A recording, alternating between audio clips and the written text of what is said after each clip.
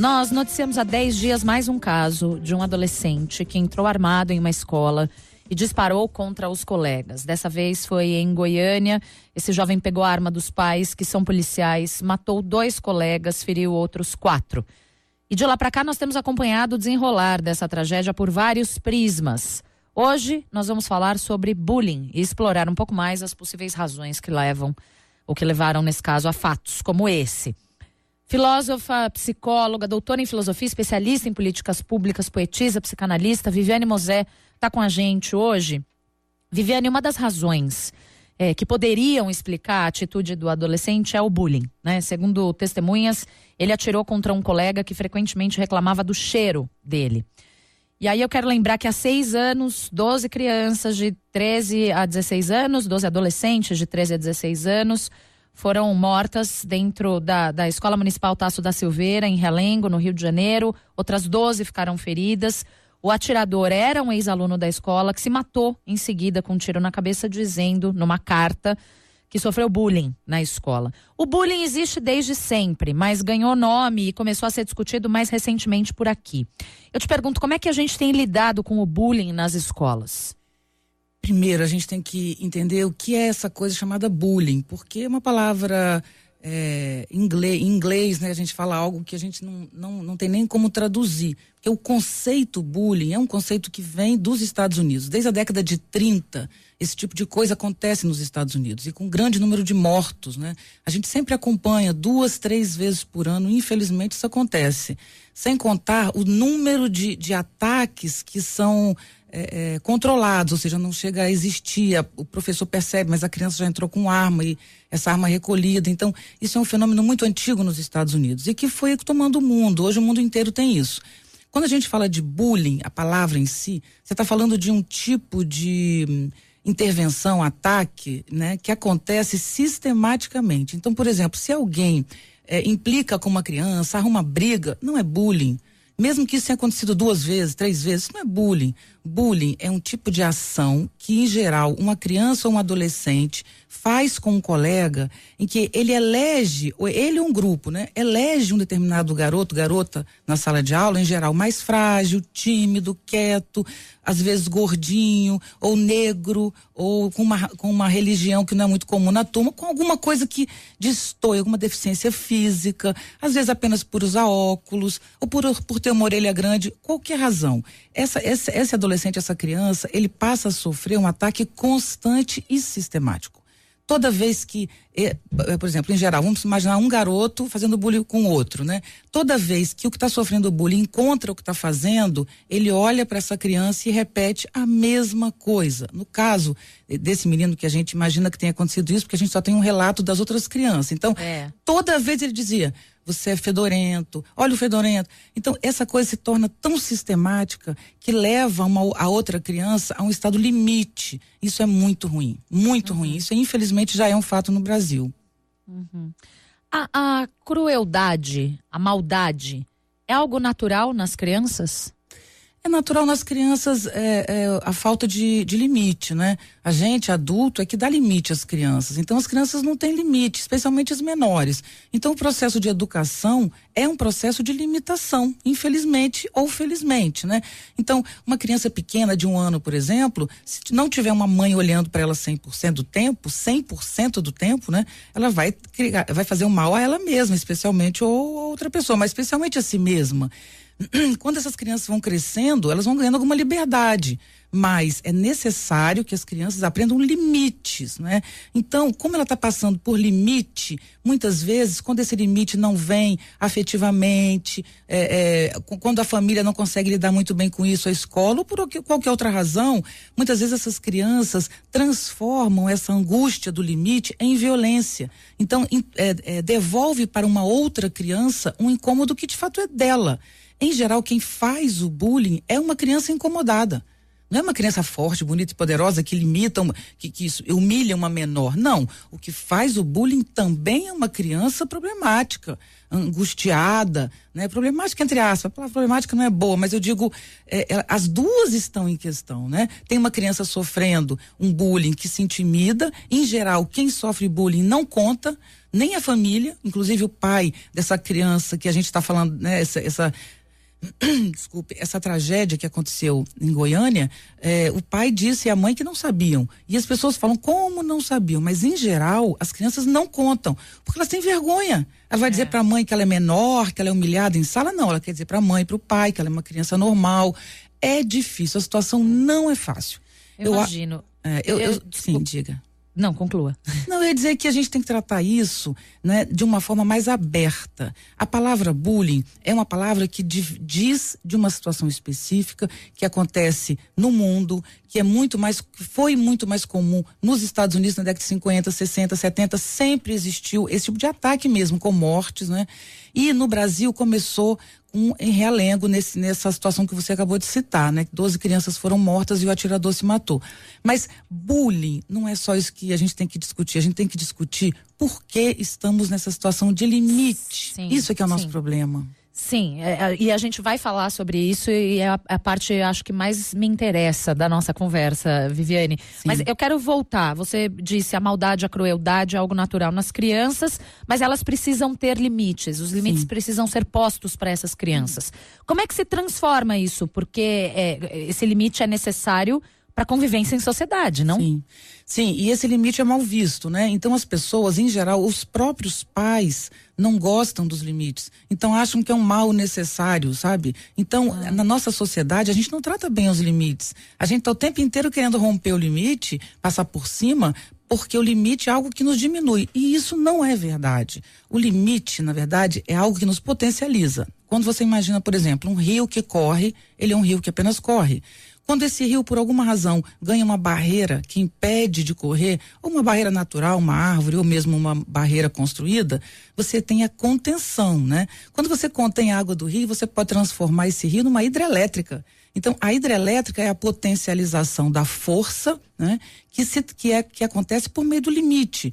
Então, quando a gente se limita, a gente condensa forças e que devem ser investidas nas direções que a gente quer e busca. Então, eu me limito, por exemplo, não vou à praia, porque eu tenho que ir para a escola, mas se eu entendo isso de verdade, tenho consciência desse processo, esse não ir à escola, não ir à praia, porque eu tenho que ir à escola, me condensa e isso me fortalece. E eu posso investir isso para conquistar coisas que me interessam, né? Na vida, no mundo. Esse investimento é necessário. Mas como a gente trata mal o limite, os próprios pais, quando dão limite, dão com pena. E isso é muito ruim. E o limite é necessário, é um bem, a gente tem que tratar bem os limites. É por isso que essas tragédias se repetem, Viviane?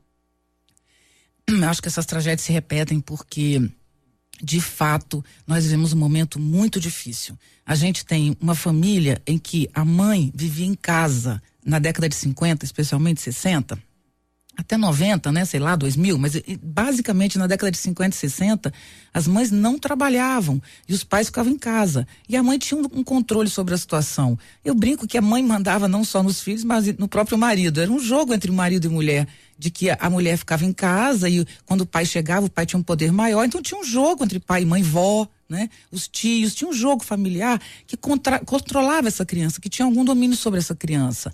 Hoje, que as mães saíram para trabalhar, felizmente, ainda bem, né? Ninguém nunca vai questionar isso de nenhuma maneira, mas ficou um buraco muito grande naquela estrutura antiga, familiar. E esse buraco, inicialmente, foi coberto pela avó, porque a avó cuidava. Tinha uma tia que a gente chamava da tia solteirona que também cuidava.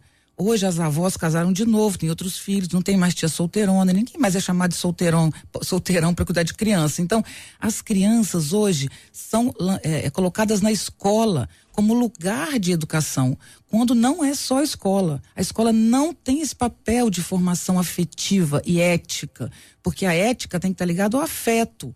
Então, os pais, em geral, trabalham o dia inteiro, à noite fazem pós-graduação para ganhar melhor, para colocar o filho numa boa escola.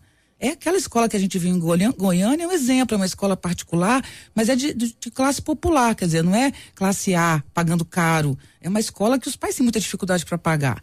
Então, essa ideia de que a escola pode fazer esse papel, não pode. O fato é que as crianças ficam sozinhas o dia inteiro, né, no computador. Em geral, os pais chegam em casa e ainda presenteiam essa criança, porque tem culpa de ter deixado a criança sozinha. Mas, enfim, antes de continuar, não quero aqui colocar culpa em pai nem em mãe. sabe? Porque todos nós estamos diante dessas mudanças. Não é maldade quando o pai sai para trabalhar e a mãe não. Eles acreditam que é o melhor para os filhos ficarem fora sabe? A gente tem que reconstruir esses laços com cuidado. O mercado tem que dar mais espaço para pai e mãe ficar com o filho. E a gente tem que reconstruir essa situação. Porque o fato é que crianças não podem ficar o dia inteiro no computador. E a escola não tem como controlar essas crianças, não tem como. Formação moral e ética é feita a partir do afeto e é uma formação singular para cada família tem o seu modo de formar, né? E tem que retornar para isso. Viviane, a Renata, tudo bem? Tudo bem, Renata?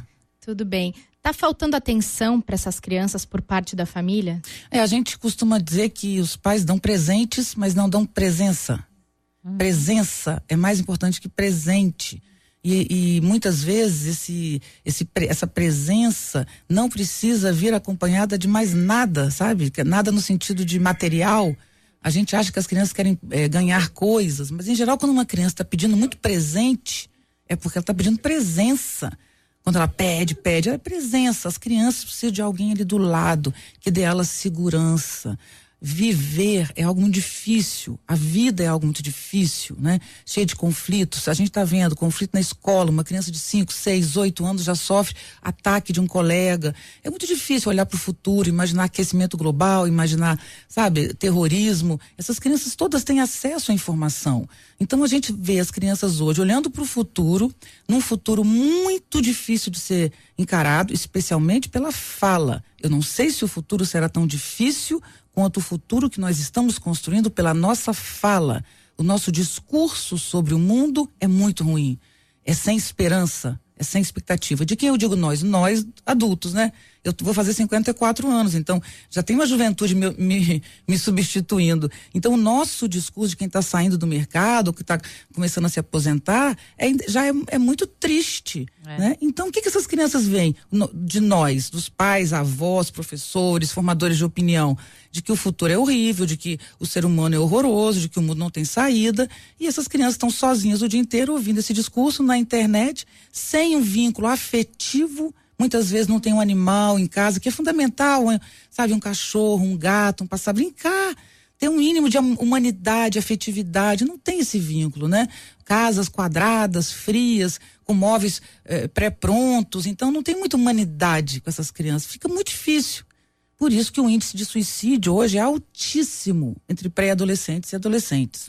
Eu imagino que você esteja falando sobre o processo de exaustão humana, né, Viviane? Sim, exatamente. Eu quero me aprofundar nesse tema, mas a Renata tem pergunta de ouvinte aqui antes. Tem a ver com o que você falava agora, Viviane. A Soraya de São Paulo está falando sobre educação emocional, dizendo que essa matéria tem sido aplicada em algumas escolas e ela quer saber a sua opinião. Se isso ajuda os adolescentes a lidar com o bullying, com os relacionamentos, com as emoções. E vou estender a pergunta dela ainda te questionando se é um papel da escola também trabalhar essa educação emocional.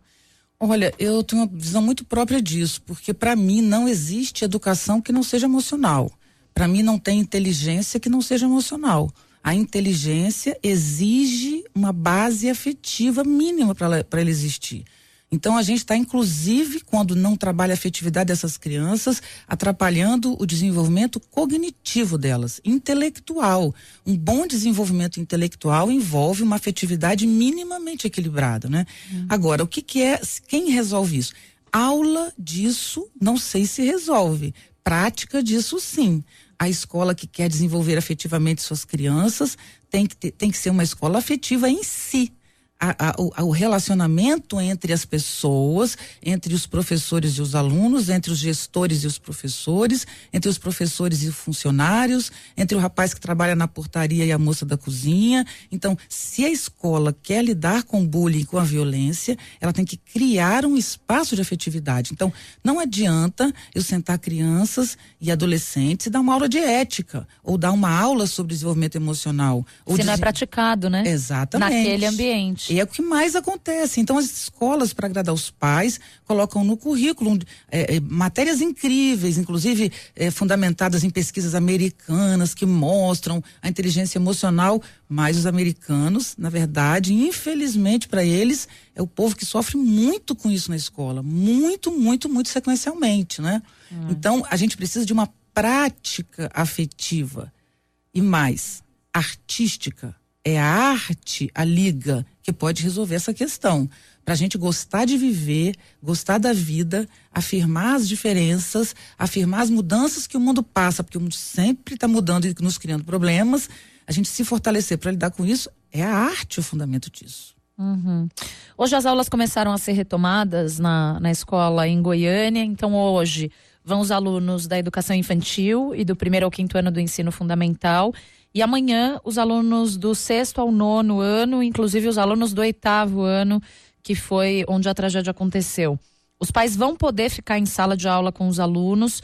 A direção da escola diz que é um dia lúdico, de reconciliação.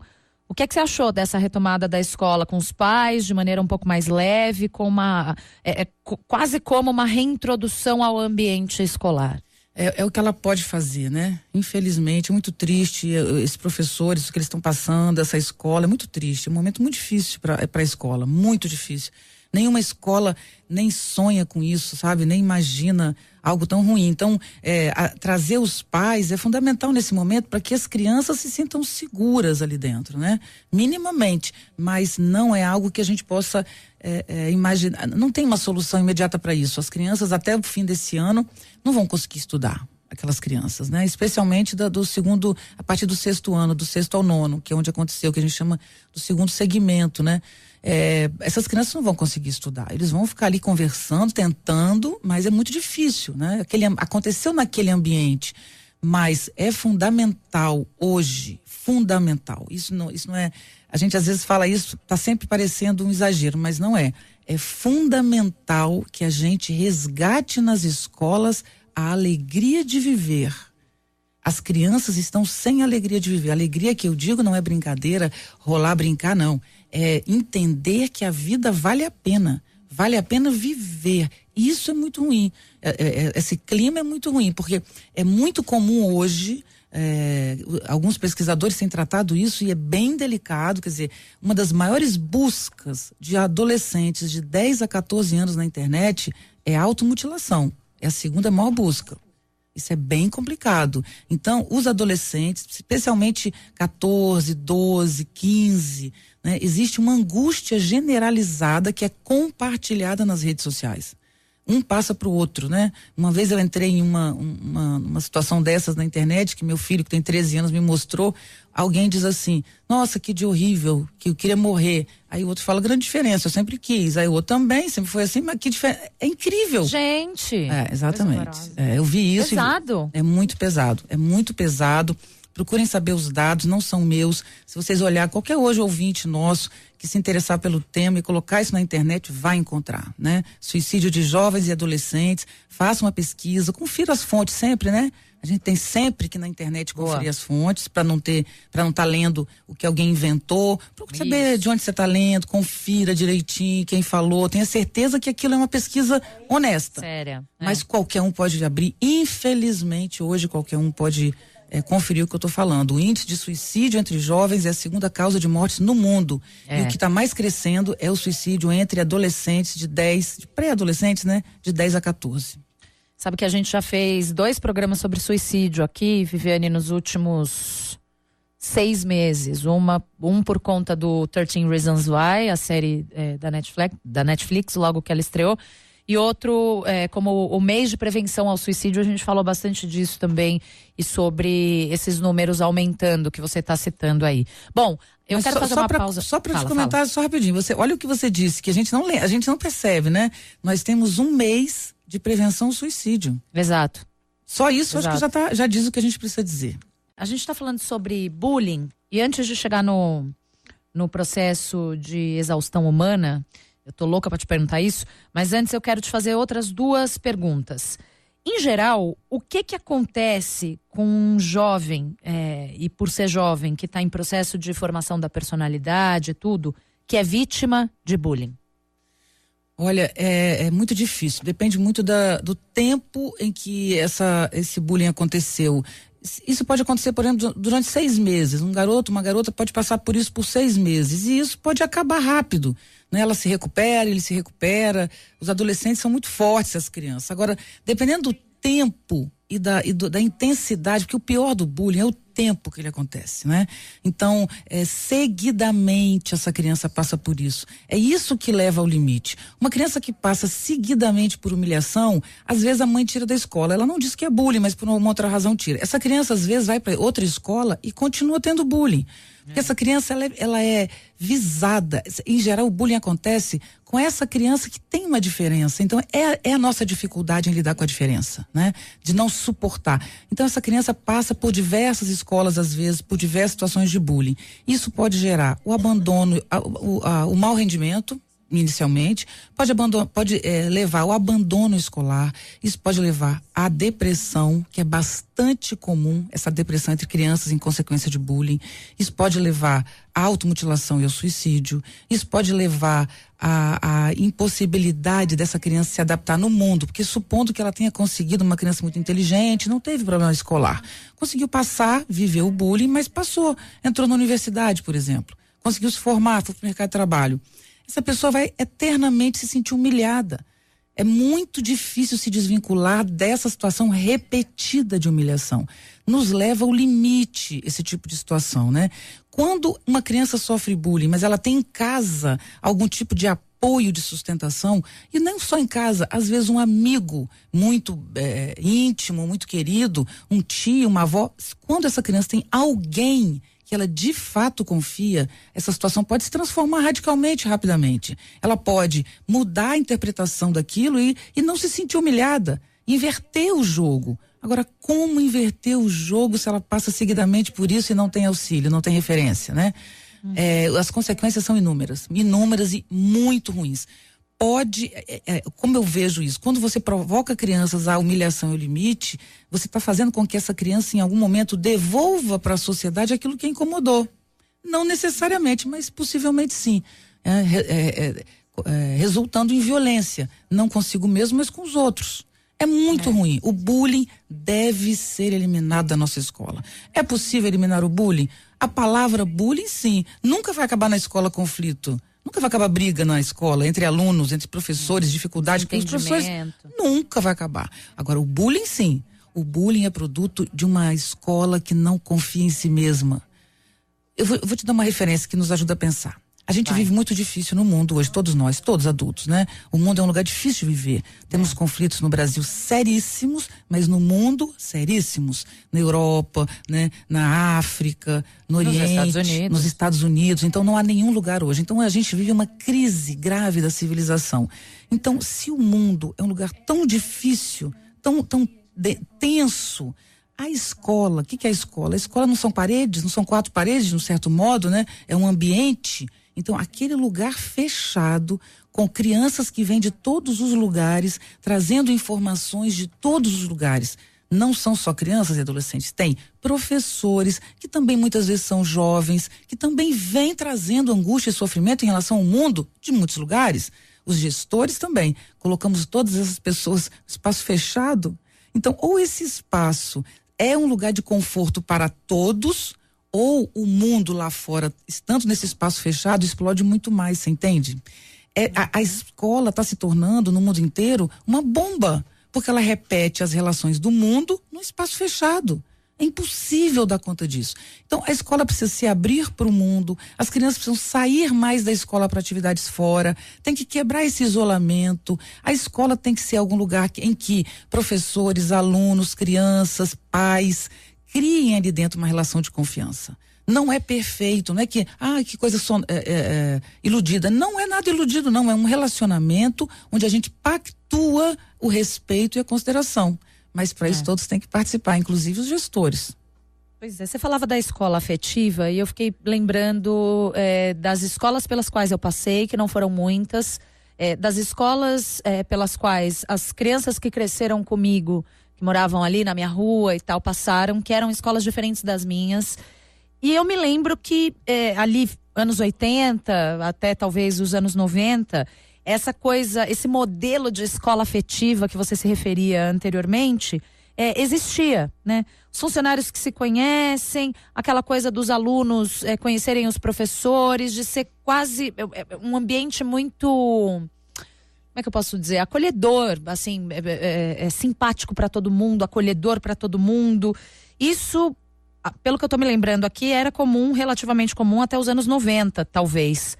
O que é que deu errado? Por que é que isso mudou? Assim, alunos estão sendo tratados cada vez mais como números por causa do nosso sistema? O que aconteceu? Olha, eu acho que você teve sorte. É mesmo? Porque não é isso que predominou. A diferença é que a escola era assim e ponto. A escola, ela era fundamentada na autoridade do professor sobre o aluno, e existia essa autoridade. Então, a escola controlava as coisas muito pela autoridade. A gente nunca viveu de verdade uma escola afetiva. Isso não existe na nossa história. Desculpe as exceções. Claro que existe. Você viveu uma. Né? Eu passei por algumas, eu nunca vivi numa escola afetiva, por exemplo. Nunca tive uma escola em que eu pudesse realmente ter um vínculo amoroso, mais aberto. Não, as minhas escolas eu tinha que estudar e dar conta. A diferença é que naquela época a gente tinha a autoridade do saber. Então, se você quer aprender, você só tem o seu professor para te ensinar, porque ele fez universidade ou não, mas ele sabe. Hoje, o saber não está mais necessariamente no professor. As crianças encontram saber na internet. E não necessariamente nas redes sociais, não. Na internet, nas pesquisas, nas buscas que a gente tem. Então, o professor hoje não tem autoridade, isso é um ponto. E é ruim para o professor, porque ele tem que ter autoridade. Ele tem que inverter isso e dizer, eu tenho autoridade mesmo que eu não tenha o conteúdo. Eu tenho autoridade porque eu sou adulto e você não. Eu tenho autoridade porque eu tenho experiência em muitas coisas. Você só tem em geral em uma, né? Porque as crianças sabem tudo de uma coisa só. Tipo, tem criança que sabe tudo de guerra, sabe? Sabe tudo de sei lá. Mas é uma coisa só. Elas não têm idade para saber o que o professor sabe, que é um conhecimento mais estruturado.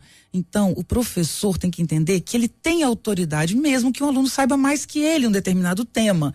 E essa autoridade é exatamente a autoridade do ser humano, do humano, e não do conteúdo. Isso já é ruim. Então, o professor fica muito angustiado porque ele perdeu o lugar e está tendo que reconquistar esse lugar pela atitude. E é desafiado o tempo todo pelos alunos, e pelos nesse sentido. Pais, né? E pelos pais dos alunos. Porque quando o professor tenta mudar o modelo, o pai não aceita. Porque o pai acha que a boa escola é que o filho estudou uma matéria muito difícil. A gente falava isso, né? É difícil ou não difícil a sua escola? Então é como se os pais ainda pedissem um excesso de conteúdo, como isso determinasse o que a escola é. E às vezes a escola está mudando a sua prática para se tornar um ambiente mais agradável e os pais acham que aquilo é falta de aula, sabe? Então é muito difícil para a escola, muito. Os pais não entendem muito bem, a própria escola está se repensando, a formação dos professores é muito voltada ainda para o conteúdo, eles não têm essa capacidade de lidar com esse conflito todo que está em sala de aula. Olha o problema. Os professores, ao contrário do que a gente acha, não tem 60 anos. É muito raro um professor de 60. A média dos professores é 35 anos. Entende? 40, 35, 30, né? 20 e poucos. Então os professores estão angustiados também, sofrendo com o mundo. Entende? Para eles também é muito difícil. Além disso, nós temos alunos que não têm em casa uma vida familiar, como a gente começou conversando, né? Então, olha a dificuldade. Os alunos chegam sem essa base afetiva de limitação, de limitação no sentido positivo. Os professores muito jovens também já chegam vivendo essa questão. A escola tem que mudar o lugar em relação ao conteúdo e tudo isso acaba sendo muito difícil para todos nós. Então, todos que estão nos ouvindo, aqui é uma conversa pra gente ajudar, pra se entender, sabe? Não é hora de ficar apontando quem tem culpa. Não, a gente tá junto tentando resolver o problema de todos nós. E a gente tá tentando entender as razões de tudo isso, né? Também. E uma delas, você fez um vídeo recentemente falando sobre exaustão humana, e eu achei muito interessante porque, e quero saber o que houve na escola em Goiânia, assim como o que houve, talvez, na escola Tasso da Silveira em Realengo, pode ser entendido como produto da exaustão humana, que seria consequência do nosso processo civilizatório? E o que você quer dizer com isso exatamente? Sim, vamos primeiro falar da escola. Tem uma coisa que me incomoda, assim, que é a tentativa, especialmente em redes sociais, de culpar, né? Então agora eu li uma coisa hoje muito ruim, que dizia assim, o assassino de 14 anos, né? O assassino de 14 anos virou, mas será o que caracteriza isso? Culpar o garoto, transformar o garoto num horror, né? Que é o que muita gente está dizendo, né? Ele sempre foi assim, mataria de qualquer maneira, então... Porque estrito sensu é um assassino, só que quando Sim. você usa essa palavra, você carrega uma carga ali muito pesada, né? Sim, sem dúvida mas a gente tem que entender um processo maior. Nós temos ao mesmo tempo um assassino, nós temos um garoto de 14 anos, né? Tem um garoto de 14 anos ali que achou uma arma, por mais difícil que estivesse, estava passando... Dos pais, né? Exatamente. Os pais policiais. Os pais policiais, uma situação muito tensa, então não adianta a gente criminalizar apenas o garoto. O garoto sim vai pagar por isso, legalmente, ele vai ter que pagar, mas não adianta focalizar ali, porque a gente esquece o coração do problema, que não é esse. As crianças, no dia, eu assisti tudo pela TV, logo que as notícias saíram, quem disse que o menino que atirou sofria bullying foram os colegas, foram unânimes em dizer. Todos os entrevistados diziam, não, ele sofria. A família agora, muitos com toda a angústia que tem de uma perda horrorosa dessa, diz, mas não havia. Então, o fato, gente, é que teve algo ali para um menino de adolescente atirar nos colegas. Isso que a gente tem que entender de forma aberta, né? A culpa é da escola que deveria ter percebido, o pai que não percebeu, o pai do assassino, o pai do garoto que fazia o bullying não percebeu e a mãe que ele era um garoto que provocava o outro. Não adianta ir por aí. Por isso eu falei da exaustão humana. A exaustão humana, o que eu quero dizer com isso é que se a gente coloca no papel o que a gente tem vivido de violência, a gente chega a dados muito ruins, difíceis até de considerar. Tem uma coisa que aconteceu que a gente não está colocando na lista, mas eu coloco. Nós tivemos um vigia que matou queimada várias crianças na escola, né? E uma professora. Então, por que a gente não coloca esse vigia no meio? Porque a gente diz que esse vigia era louco, era alguém que estava delirando, né? Agora, o que adianta dizer isso?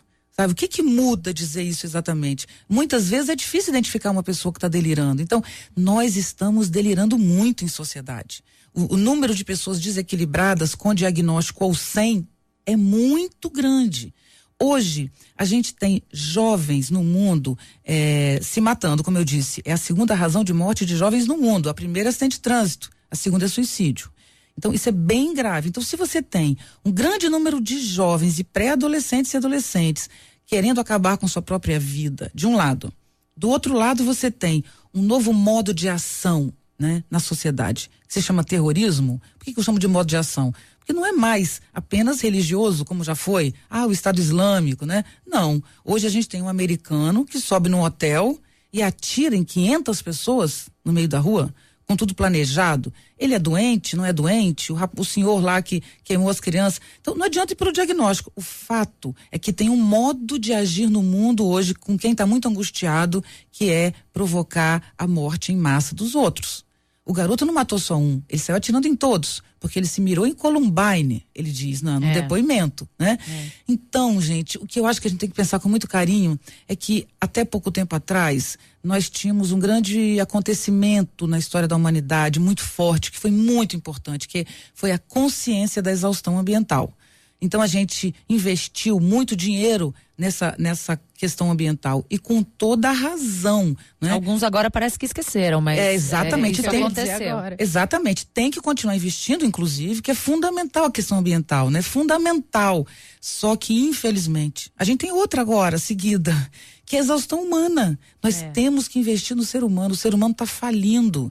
As pessoas não estão suportando a vida. Eu falei do que eu ouvi de conversa de adolescentes, né? De 13, 14 anos falando de morrer e tal, mas eu também, às vezes, navego um pouco, não sou tanto de navegar, mas às vezes navego entre pessoas que entram na minha página, entro na vida delas para ver quem está ali, para ter uma noção, né?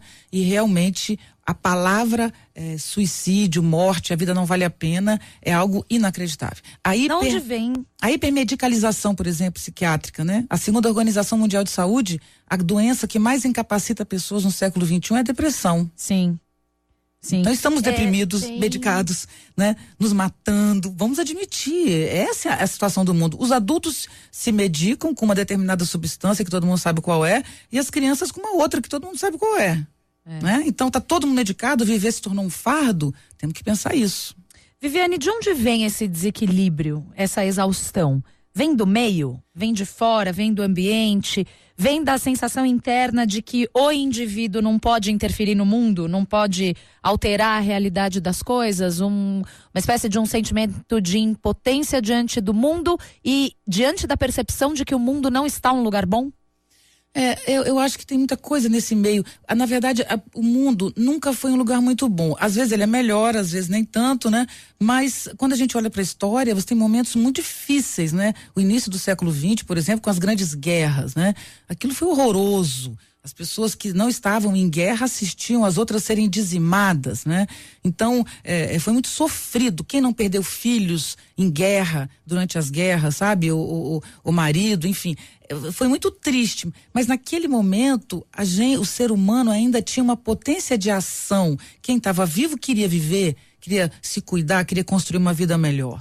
Hoje, a guerra que a gente vive, seria a nossa terceira guerra mundial, é a guerra de nós contra nós mesmos.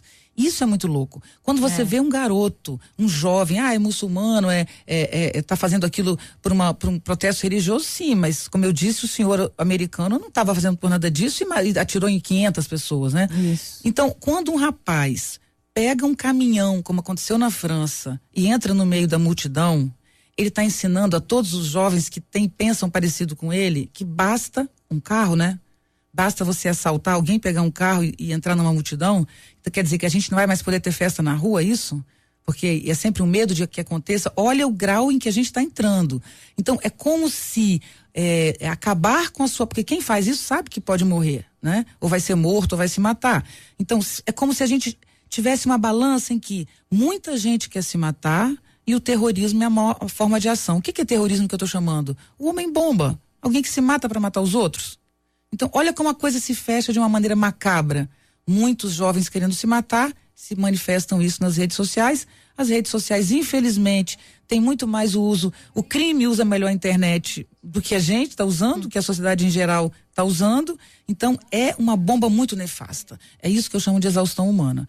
Ou a gente cria o que eu chamo de agenda positiva, né? No mundo, no Brasil, especialmente nesse momento, em que a gente estimula os jovens a transformar essa realidade brasileira, por exemplo, estando no Brasil como exemplo, podia ser em qualquer lugar, mas ou a gente estimula a nossa juventude a viver, gostar da vida e acreditar que o mundo é o lugar que elas podem transformar a cultura, ou a gente não terá mundo. Né? O abismo é muito, muito, muito delicado. A juventude é que sustenta os mais velhos, né?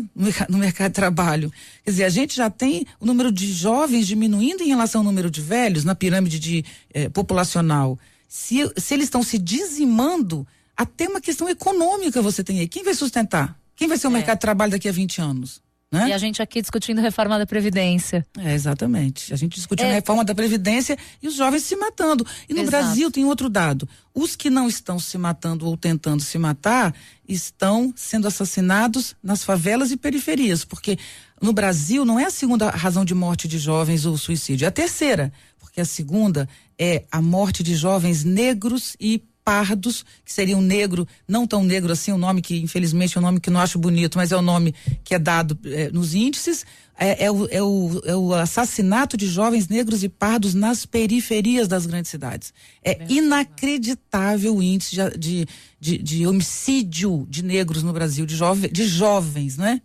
Então nós estamos destruindo nosso futuro, destruindo as crianças, o futuro das crianças e dos jovens. Vai sobrar o quê? Viviane, eu preciso de uma resposta breve sua, mas amarrando tudo isso que você disse, como é que essa reação violenta ao bullying, então, considerando tudo isso que você falou, pode ser entendida? Olha, nós temos uma reação violenta das crianças que sofrem bullying, como agora o que aconteceu. Nós temos uma reação violenta do jovem que provoca bullying, porque o jovem que provoca bullying, não sempre, gente, tudo isso é muito aberto, a gente tá falando aqui, né, numa entrevista rápida, mas muitas vezes esses jovens, eles têm prazer em ver o outro humilhado. E isso é muito agressivo. É agressivo ter atirado, lógico, e esse garoto tem que pagar pelo que ele fez, apesar de ser tão novo, mas o que está provocando também sente prazer em ver o outro.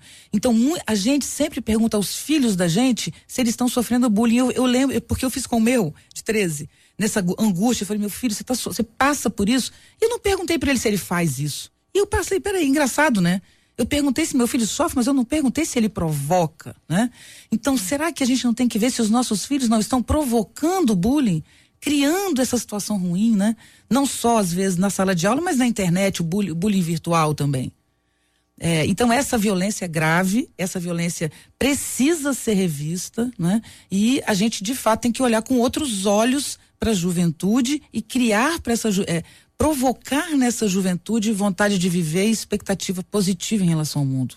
Renata Colombo está fazendo a curadoria das mensagens aqui dos nossos ouvintes, que são muitas das mensagens, das perguntas. A Viviane já respondeu nessa nossa primeira hora de conversa. Mas tem um relato interessante, né, Renata? Tem um relato e tem um assunto que dá para levantar. O relato é do Zeca, de Minas Gerais, ele se identificou, e o relato dele é o seguinte: ele tem 37 anos, que sofre desde a 5ª série até o término do ensino médio, sofreu mais durante esse período bullying, e ele relata aqui que ele era chamado de viadinho, e diz o seguinte: confesso que por muitas vezes passou pela minha cabeça ter uma atitude como a desse garoto. Ele está se referindo ao garoto que cometeu o crime em Goiânia, e diz assim: felizmente não tinha acesso a armas, vocês não têm ideia o quanto é sofrido, até recentemente tinha sequelas disso, fui perseguido por 3 garotos por muitos anos. E aí ele fala sobre a questão da orientação para a pessoa que é vítima de bullying. Acho que a gente já falou bastante sobre isso com a Viviane, né, Tati? Tem muitas mensagens de ouvintes, infelizmente não dá para levantar todas e falar sobre todas, mas a gente já agradece. E vamos levantar essa questão que uma ouvinte que não se identificou trouxe pra gente. Ela falou, Viviane, que o filho dela disse sobre um movimento chamado Sad Boys. E ela diz o seguinte: que os adolescentes se autodiagnosticam como ansiosos, com déficit de atenção, com depressão, eles são distraídos, entediados com a escola, só que eles se consideram doentes. E ela diz que isso faz com que o filho dela não amadureça, porque ele não acha que tem uma solução, ele acha que ele é, na verdade, um doente, e aquilo traz limitações para ele. Pois esses grupos, esse eu não conhecia, mas tem muitos grupos sendo formados por adolescentes, exatamente por ausência de uma orientação maior, de uma explicação, de uma saída. Eles se reúnem entre eles. Por que eles se autodiagnosticam? Porque como eles não têm ninguém vivo, não é que não tenha ninguém, esse rapaz tem talvez a mãe, mas eu digo, eles não acessam, né? Ninguém presencial, eles buscam na internet. Então, imagina o seguinte: você descreve, você mesmo, nós aqui, um ouvinte nosso, diga o que você sente hoje, né? E tenta colocar isso numa busca no Google, uma busca na internet. Você vai cair, obviamente, na maioria das vezes, em diagnósticos. Mas o Dr. Google, né? Exatamente. Mas o que o diagnóstico é? O diagnóstico é uma referência. Cada um é um no mundo, né? Então, às vezes, o que parece para uma pessoa ser patológico, ser doença, para outra não é. Então, esses meninos estão se autodiagnosticando dessa maneira por uso de internet e de uma maneira incorreta. Isso é um ponto. Outro ponto é o excesso de uso da internet, porque a internet em si não é um problema, não é ela que causa nada, mas o excesso de presença na internet, ou seja, de ação apenas virtual, falta de corpo, falta de presença, como eu disse, né? De chão, de pisar no chão, de brincar com um animal, de ter os pais em casa, de ter briga com os irmãos, mas presencial, coisas familiares normais. Essa virtualidade nos desloca, é como se a gente fosse pêndulo, é como se essas meninas não tivessem vida, não tivessem realidade. Eles são diagnósticos, se lidam consigo mesmos como diagnósticos, né? E em geral não tem saída, né? Então você leva esse diagnóstico ao extremo e os meninos acabam se levando ao extremo.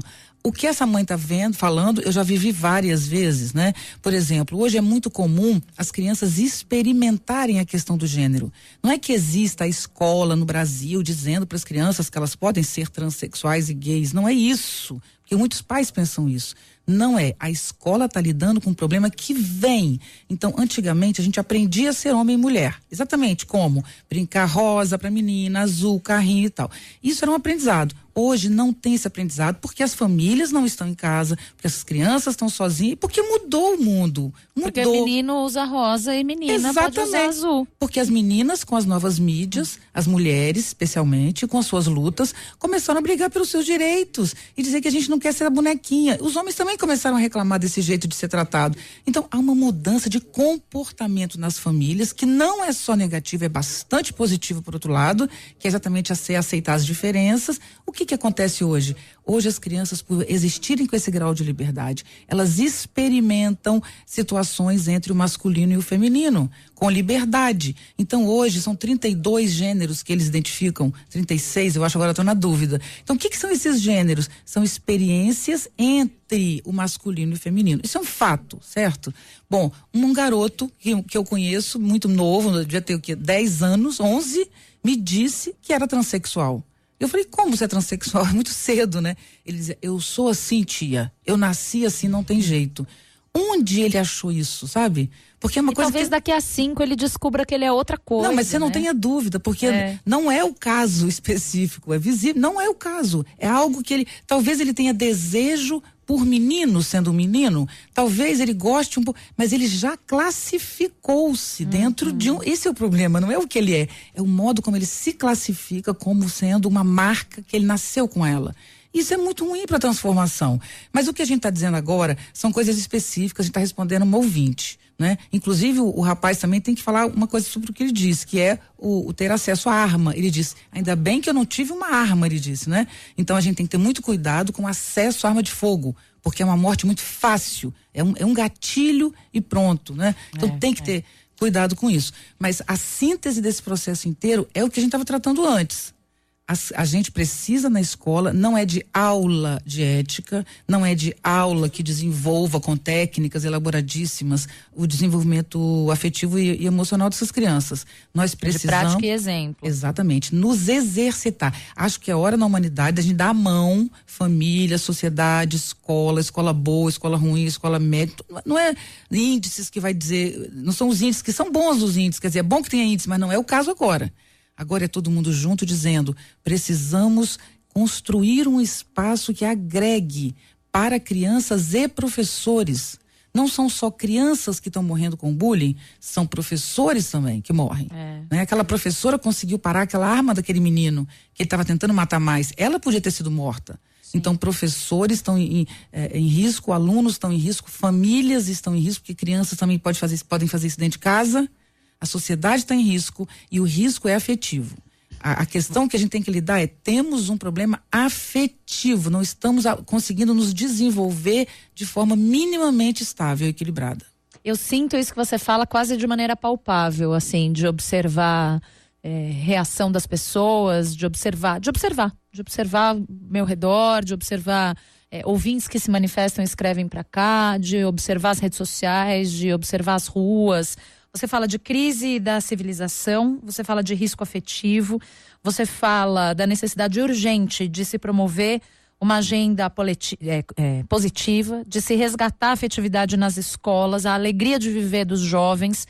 E aí eu te pergunto, como promover tudo isso, né? Como trazer de volta a afetividade em diálogo sobre conflitos, como estimular um ambiente saudável de discussão, seja em casa, seja na escola, seja na rua, em tempos como esse que estamos vivendo, em que parece que não há mais espaço para isso, em que parece que a predisposição não é para o diálogo, para a troca de ideias a fim de fazer uma discussão evoluir, mas sim a exposição do ódio e a tentativa cada vez mais enfática de, em vez de discutir, calar o outro. O ódio que eu vejo presente nas redes sociais, ele não é verdadeiro. As pessoas odeiam por medo, por angústia, por desespero.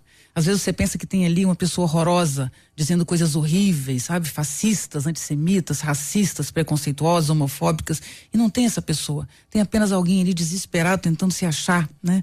Então, acho que a gente tem que ter noção de que tudo isso que você diz e que eu vejo, né? Eu estava em Belém, fazendo uma palestra, falando deste tema. Quando eu terminei, a senhora me disse, enquanto a senhora estava falando, era um shopping, enquanto a senhora está falando, um rapaz se jogou do shopping aqui.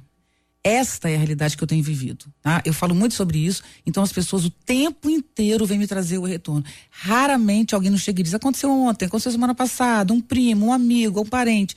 Enfim, isso é um fato. Então a primeira coisa que a gente tem que fazer é reconhecer o problema. Reconhecer. Todos estamos angustiados. Então há uma crise na civilização. A gente tinha uma sociedade em que os lugares estavam marcados, todo mundo sabia o seu lugar, mas era muito excludente. E a gente sabe disso. Hoje, a gente não tem lugares marcados. Então, tá todo mundo querendo conquistar o seu lugar em desespero. Não é ódio, é desespero. Eu tenho pena. Pena é uma palavra ruim, mas é o que eu sinto às vezes com alguém que tá tendo uma atitude agressiva. Às vezes é medo. Enfim, precisamos ter consciência disso, ter clareza do problema e começar a procurar a solução. Parar, como a gente fez com a questão ambiental, sabe? Vamos parar tudo, né? E dizer o que está acontecendo. Agora, o que é a agenda positiva? Como a vida é muito dura para todos nós, na hora que a gente ganha consciência de si, é muito difícil. O que é consciência de si? É quando você fala, caramba, eu existo e um dia eu vou morrer. As pessoas morrem. Em geral, a gente passa por isso ainda na infância. Às vezes um pouco depois. Mas é uma dor muito grande. A finitude é uma dor muito grande. A dor da existência é a consciência. A consciência nos faz sofrer. A consciência de que somos fracos, pequenos, sozinhos, porque morremos sozinhos, nascemos impotentes, sozinhos. Impotentes, frágeis, né? Somos muito frágeis. Então, temos que admitir que somos frágeis também. Mas o que agora eu estou pensando? Que quando a gente tem consciência da morte, do sofrimento, na cultura, a gente só não morre, sabe por quê? Por causa da arte. A arte estimula na vida o que ela tem de potente. A beleza, por exemplo, que hoje, felizmente, é uma beleza democrática, né? Antigamente a beleza era excludente também. Tinha que ser branco, mais democrático, muito mais, né? Porque antigamente era branco e de olho azul e com um rosto totalmente harmônico. Hoje é bonito uma menina desfilando que tem os olhos grandes demais, uma boca grande demais, não tem uma coisa estranha que fica bonita. E, inclusive, não estou nem falando de raças, de cores. Só é estranho porque não pertence ao padrão com o qual a gente foi acostumado. Exatamente. Senão não seria estranho também, né? Exatamente. Então estamos aceitando um padrão de beleza. Estamos valorizando a beleza, por exemplo, transexual. A gente tem modelos transexuais no Brasil, a Leti, por exemplo. Então nós temos um mundo em que a beleza... Então a beleza, o que a beleza faz? A beleza é um tipo de ordem, um tipo de organização das formas que nos acalma a alma, nos faz bem, de verdade. Quando você está muito angustiado e você mal, muito mal, mas você ouve uma música que diz o que você sente e você chora com aquilo, aquilo é de fato como é que eu vou falar? Agregador. Isso é um abraço que a gente ganha na alma. Quando alguém canta o que você quer cantar. Então, o que a arte na vida do ser humano é? É aquilo onde a gente pode, aquilo que nos faz, na verdade, compensar as coisas do que a gente não entende. Porque o que nós sofremos é o desconhecimento. A gente não sabe o que acontece quando a gente morre. Isso é muito angustiante. A arte permite a vida melhor, mas nós nunca vivemos um período em que a arte é tão destruída. O que sobra? Pois é, era isso que eu ia dizer. Isso parece paradoxal, não? É, porque as pessoas todas hoje, elas estão entrando em contato com a arte pela internet. Elas não entravam antes. Quantas pessoas visitam museus? Quantas pessoas vão a uma galeria de arte? Não, leem um livro por ano. Quanto leem, exatamente. Poucos, Então hoje as pessoas estão tendo reações a museus, mas elas não foram aos museus, elas viram os museus por um vídeo manipulado. Então se você tem, por exemplo, o Vic Muniz, participei de um debate, ele falou uma coisa muito bacana, ele disse, quando eu era criança e adolescente, eu já desenhava, eu já era artista, então eu fazia aula de desenho com modelo vivo, eu era menor. Então tinha uma pessoa nua, não era nem sempre bonita, às vezes barriguda, gorda, não é, o modelo vivo não é só um lindo, não. Uma pessoa nua, ali. E a gente exercitava o desenhar. Então ele disse que quando ele fazia isso, quando era garoto, não tinha nenhum clima erótico. A pessoa fazia isso para ganhar o dinheiro, porque você paga, né? A escola de arte paga. É um clima totalmente respeitoso, mistura adolescentes e adultos, em geral não é criança, mas é adolescente e adulto, e ficam ali naquele paz. Aí ele falou, imagina, Viviane, chegar alguém com um vídeo e gravar determinadas partes do corpo da pessoa, sabe? E mostrar uma criança. Então, quem olha vai achar que aquilo que é um desenho, que é uma aula de desenho, né? É algo erótico e horroroso. Então, a gente tem que ter cuidado que o vídeo da exposição não é a exposição, né? Aquilo que está num museu, num espaço artístico, aquilo chama arte. O que é a arte? É o lugar onde a gente experimenta os limites sem matar ninguém, gente. E sem fazer mal pra ninguém. A ninguém. Quem não gosta de um filme de terror, gente? Vamos proibir os filmes de terror? O filme de terror é horroroso. Olha o que ele faz, o filme de terror. E a gente, adolescente, ama, porque você coloca ali sua angústia. Olha a história de Édipo, né? Uma tragédia grega, século V a.C. O Édipo mata o pai e casa com a mãe. Vai ser proibido a tragédia de Édipo? Né? Então a gente tem que entender que a arte é o espaço onde a arma, a violência ali, ela é simbolizada, ela não é real. Então, quanto mais você vive a arte, a violência, por meio do simbólico, que é o cinema, que é o teatro, quem está matando é o Édipo, não sou eu, sabe? Enquanto você está fazendo isso, você se equilibra para não provocar violência. Quanto menos arte em uma sociedade, quanto menos liberdade artística em uma sociedade, mais a violência é real. Isso a gente tem que ter clareza. Uma agenda positiva é valorizar neste momento, no mundo inteiro, a agenda 1 é arte e cultura. Isso que a gente tem que valorizar. Festas populares, aquela festa de rua, sabe? Cultura, vida. É isso que a gente tem que valorizar. Ou os nossos adolescentes vão se matar. Isso é um fato. É horroroso, né? Eu nunca imaginei chegar em 2017, vou fazer 54 anos e assistir esse cenário. Eu vivo de fazer cenário, faço análise de cenário desde que eu tenho 20 anos. Nunca no meu pior cenário eu imaginei o filme de terror real que a gente está vivendo hoje. Viviane, a gente está super estourada de tempo, mas eu preciso te fazer uma pergunta que vem da Daniela Lazo, que é nossa jornalista aqui na CBN em São Paulo. Ela disse o seguinte, quando você fala do resgate da afetividade, da alegria de viver, e ela fala, alegria de viver é tempo. Muitas pessoas, como a gente estava falando anteriormente, mal tem tempo para estar com os filhos. Como é que a gente vai ter afetividade se não há tempo para isso? Será que a gente não tem que mudar tudo para ter tempo de novo e assim resgatar a afetividade? Tempo a gente constrói. Tempo a gente faz. A gente tem que abrir mão de coisas em nome de outras. Eu, quando meu filho, eu engravidei, eu fiquei conhecida. Foi quando eu fui fazer um quadro no Fantástico. Tava grávida quando comecei a fazer o Fantástico. Quando meu filho nasceu, minha vida virou avesso, porque eu era uma pessoa conhecida aqui no Rio e me tornei conhecida no Brasil inteiro. Viajo o Brasil inteiro fazendo palestras. Então, eu tinha uma criança em casa. Eu abri mão de muita coisa. Eu podia ganhar o dobro de dinheiro que eu ganhei, por exemplo. Eu ganhei bastante até pro meu gosto, mas podia ter ganhado o dobro. Eu aprendi a fazer as minhas unhas, eu faço meu cabelo, minha sobrancelha, minha depilação, tudo eu faço. Sabe por quê? Porque quando meu filho era... Hoje eu poderia ir no salão, porque meu filho é grande, é um rapazinho. Mas quando ele era pequeno, eu fazia em casa, porque enquanto eu fazia ele estava do lado. Enquanto eu estava fazendo meu cabelo, ele estava do lado. Eu estudava com meu filho no meu pé. Eu quis muito fazer pós-doutorado, eu abri mão do meu pós-doutorado, porque o meu filho era pequeno, né? Então a gente tem que compensar. Meu ex-marido, com quem eu fiquei casado 13 anos, ele trabalhava no estúdio no Rio e eu viajava. Então a gente compensava, porque ele me cobria. E às vezes, quando ele precisava fazer alguma coisa, eu cobria ele. Então a gente tem que ter um trato e tem que entender, criança precisa de família. Tem que ter família, não tem uma metáfora para colocar aí. Não tem uma imagem para substituir a mãe e o pai. Não existe. Claro, pode ser uma avó, pode ser uma tia, pode ser uma pessoa que trabalha na sua casa. Agora, se você entende o que eu estou dizendo, o grau que eu estou falando, o que eu faço para resolver isso? Eu sou amiga do porteiro do meu prédio, eu trato ele além de porteiro, eu trato ele como alguém que pode me ajudar com meu filho se eu precisar. A moça que trabalha comigo, minha secretária, é alguém com quem eu tenho um vínculo humano, muito humano. Porque se eu estou viajando e meu filho tem gripe, ela vai dormir lá. Sabe? Porque eu preciso dela. Então a gente tem que criar com as pessoas um vínculo de amorosidade, não é apenas financeiro, pagar bem ao porteiro, pagar bem não é isso. Cada pessoa hoje que é mãe e pai, para você criar seu filho hoje, você precisa de uma rede ao redor de você. Crie uma rede ao redor de você de pessoas que gostam do seu filho e gostam de você. E um cuida do outro. Os pais das outras crianças, a gente pode revezar, mas para isso a gente precisa aprender a conviver com os pais das crianças, com os outros. Os pais têm que criar rede para criar seus filhos. E aí funciona bem. Viviane Mosé, doutora em filosofia, especialista em políticas públicas, poetisa, psicanalista, tendo uma conversa extensa, ampla, complexa e profunda aqui com a gente, comigo, e ótima, com a Renata. Pessoal e humana de mãe. Exato.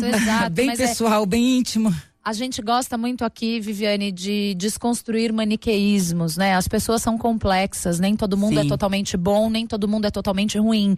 E a gente precisa entender isso na hora de olhar até para um assassinato, como foi o caso do menino em Goiás. Eu quero te agradecer muitíssimo a sua entrevista, foi um prazer te ouvir. Obrigada. Eu que agradeço, é maravilhoso que a gente tenha conseguido trazer essa questão com um debate tão longo aqui para o nosso público. Eu tenho certeza que vai nos ajudar a pensar. É preciso ter essa agenda urgente. Muito obrigada. Eu que agradeço. Um beijo para você.